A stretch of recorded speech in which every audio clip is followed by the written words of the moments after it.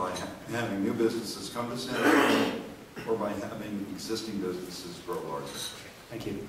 I answered that question no, because if I answered it yes, then we'd have to create a department of business growth with a manager and probably 6 people reporting to him. I don't think that's the right approach. I think what the city of Santa Barbara needs to do is focus on the basics of city government. And that's public safety, that's infrastructure, that's safe, clean streets. I was mentioning the problem that the ordinance committee addressed with RV dwellers. The reason that became such a hot button issue, and the reason that I was finally able to convince my 2 fellow members on the ordinance committee that we needed to do something about it, was because of the complaints that we got, not only from homeowners and from people whose children were being harassed on the way to school by these people, but also because of business owners, such as the owner of Commission Junction on the 500 block of East Montecito Street. They were beset by these people. There were 15 RVs parking on that street, dumping human waste in the street and harassing their employees. So if you don't solve problems like that, not only are you not going to get new businesses, you're going to chase the existing ones away. All right, let's switch to another subject altogether. This is a yes-no question, and then you'll have a chance to explain your answer in 30 seconds. Do you support the proposed amendment to the city charter regarding building heights known as Measure B? Yes or no? Cards up, please.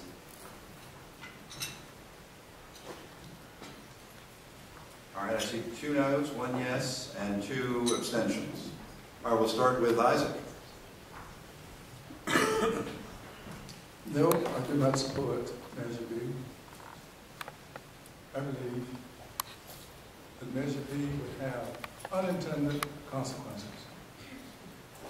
There was no environmental impact report done on that, which I believe it should have. And if we amend the charter to Measure B, we are going to have problems down the road, not only for new buildings, but perhaps replacing some of the buildings that exist now, should they be destroyed.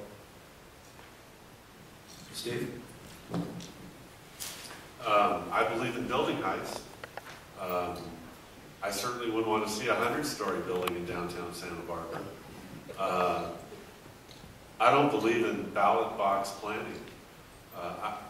I think we have a very tough review process in Santa Barbara. If you've ever been through ADR, Landmarks, Planning Commission, or the City Council, they look at all the variables of planning, not just the height of a building, but the bulk of a building, how it fits into with its neighboring buildings.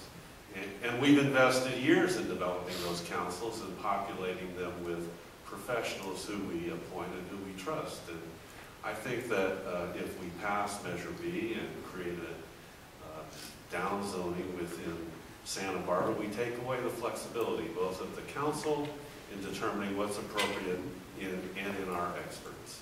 So I think Pearl Chase had it right. Pearl Chase initiated the amendment to the charter that set building heights at 60 feet. Lee? Well, I've said before, I'm not taking a public position on Measure B, and the reason is that as mayor, I'm going to have to look at issues beyond what the voters decide. And just like you are, Mr. Merconnor, you're not taking a position on who you're supporting as mayor because you're moderating this. I think it's appropriate for the mayor of the city to respond and work with all residents on all sides of the issue. If Measure B passes, we haven't solved all forms of other major issues related to size, bulk, and scale of mixed-use condos downtown. And I would have to work with residents throughout the area and who have different opinions on Measure B and making something work. Also, the next council, it's in the measure that the next council is going to have to define how building heights is defined. So that's important. If it fails, there are still some major issues related to the zoning of the city of Santa Barbara that the new council will have to address. And as mayor, I'm going to need to work with everyone involved in getting 5 votes to make any changes. Dale?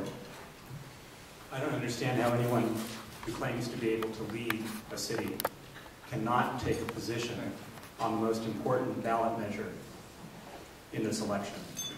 I also don't believe that simply labeling a citizen movement ballot box planning is a respectful way to deal with the people of this community.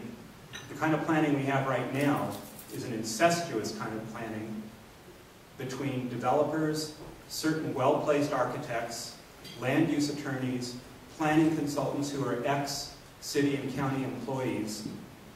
Those are the people who are running the show. I don't want to wait around for Plan Santa Barbara to tell me what to do, and I know the people in this city don't want to either. The reason this ballot measure is on the ballot is because City Council refused to do anything about it except a feeble attempt at sabotaging it. I think Measure B will make Santa Barbara, keep Santa Barbara, the beautiful place that it has been for so many years, and that it will add, not subtract, to property values in the long run. Do people know who Lillian Child is and her history in this community? She was the lady who owned the zoo and all. It's amazing how people don't know about her. Anyway, I had an argument with my girlfriend Nancy, saying, well, 40 feet, 60 feet, I'm against what happened in Chapala because it's right next to the sidewalk going 4 stories up. I want to see 8 feet back, some plants, maybe go up a little bit, set back, 20 feet the next little area. That's what I would like to see. I'm not, for 40 feet or 60 feet. I'm for making it look nice. And, Chapala, as a lot of you see, right next to the sidewalk, straight up, 4 stories. That's what I'm against. Isaac, did you want to use your rebuttal card? I thought I saw you start there. Yeah. Yes. Okay. Elena, You want to pick up the mic? yes, Elena remain neutral on Measure B. You was a part of the system that created Action Measure B for your council actions. So how do you say now that you don't take a position on it? Is that a question for me for later, or you want to do that? We'll try that later on. All right, so we have one more question with a few subparts, and it has to do with the city budget. A number of you have already touched on city budget issues. I want to bear down on this a little bit because it's such an enormous part of what the future city council is going to have to grapple with. First has to do with program reductions. Identify one city expense item you would reduce and why. And you have 30 seconds. Can you repeat that, please? Sure. Identify one city government expense item you would reduce and why. All right, let's start with Steve. Well, it's going to be, I would imagine that the next fiscal year will be the most difficult fiscal year that any council's ever faced in our lifetimes. And I think it's going to require some unusual thinking and creativity. Here's what I think would be an interesting way to approach both an expense and a revenue opportunity.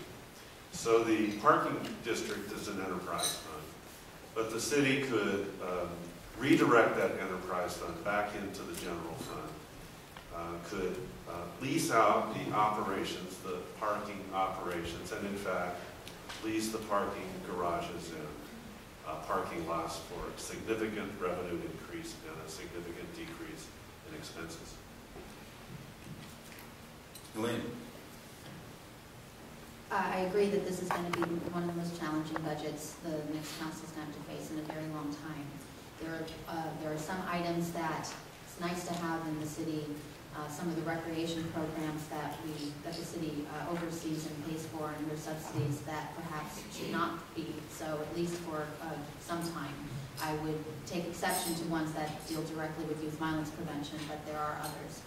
And that, if you ask for one, that's one. Okay, Dale? I don't think it's really possible to identify one specific cut. And I think that's actually part of the problem that we've faced on City Council over the last several years. What we need to do, and what this City Council has not done, and what I've advocated for, is that before we start the budget process, before we hand it over to Jim Armstrong, our City Administrator, we set the priorities. We say, this is what's most important, this is the second most, this is the third most important priority. That's how we need to do a budget. It makes perfect sense. So there will be areas that I would say are in the third priority level,